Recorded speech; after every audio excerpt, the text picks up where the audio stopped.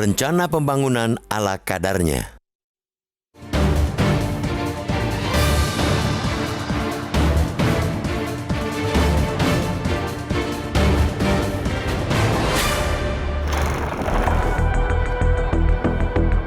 Ada hal unik dan lucu dalam rapat kerja Menteri Bappenas dengan Komisi 11 DPR RI di Kompleks Parlemen Senayan, Jakarta pada Rabu 13 Juni lalu. Dalam rapat tersebut, Menteri Perencanaan Pembangunan Nasional, Kepala Bappenas Suharso Monoarfa berkeluh kesah soal masih banyaknya pelaksanaan program pembangunan yang tidak sesuai dengan perencanaan. Bahkan katanya meleset jauh dari target. Ia mencontohkan adanya pembelian motor trail dalam suatu program revolusi mental. Suharso juga mengatakan ada salah satu daerah yang tampak tidak mengerti tentang penggunaan anggaran program stunting Tenkes. Alih-alih untuk penanganan Tenkes secara langsung, kata Suharto, dana itu justru digunakan untuk memperbaiki pagar puskesmas. Apa yang dipaparkan Suharso itu tentu saja terdengar ironis dan lucu. Lucu karena keluhan yang ia sampaikan justru merupakan bagian dari satu tugas dan kewajiban lembaga yang dipimpinnya, yakni merencanakan pembangunan nasional. Alasan bahwa Bappenas tidak lagi punya fungsi mengawasi dan memberi sanksi tidak dapat jadi pembenaran untuk lepas tangan dan menyalahkan eksekutor atau daerah selaku pengguna anggaran. Pemerintah pusat seharusnya dapat menyelaraskan eksekusi program dengan perencanaan. Jika dalam perencanaan kriterianya sudah terukur, jelas dan benar, tentu bakal lebih memudahkan kementerian atau lembaga dengan menyusun kegiatan. Segala hal tentu ada prosesnya, bertahap dari hulu hingga hilir. Analoginya, sampah yang ditemukan di laut atau muara tidak tiba-tiba ada di situ. Sebagiannya juga terbawa dari hulu. Begitu juga dengan output dan outcome pembangunan. Jika perencanaan dan pelaksanaannya amburadul, bagaimana mau terlihat baik hasilnya?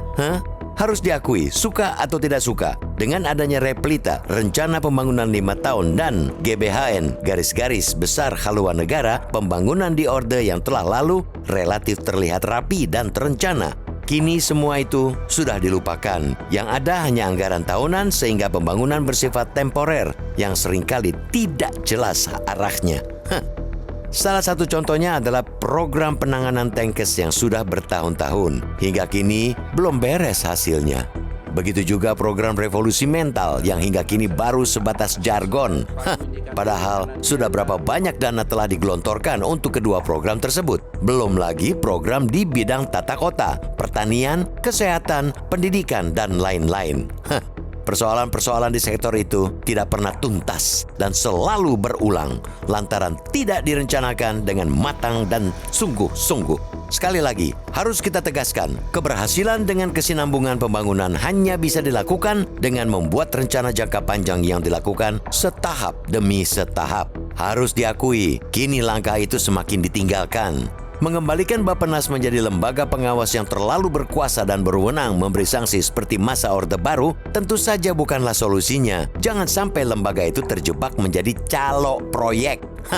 Yang dibutuhkan saat ini adalah kerjasama antara masing-masing kementerian dan lembaga, pusat dan daerah, pemerintah dan swasta, dan sebagainya. Tidak bisa merencanakan atau membuat program tanpa melibatkan dan partisipasi seluruh elemen masyarakat. Lihat saja program Tapera yang kini menimbulkan banyak penolakan. Itu lantaran tidak direncanakan dengan matang dan dilakukan hanya sepihak. Mengurus negara butuh perencanaan matang. Tanpa manajemen perencanaan yang matang, pemerintah hanya akan seperti petugas pemadam kebakaran. Ada banjir, bikin program. Demam berdarah merebak, kembali buat program.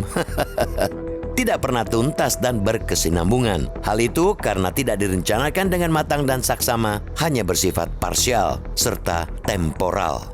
Harus diakui, yang kita butuhkan saat ini adalah seorang konseptor, bukan sekadar operator, apalagi hanya orator.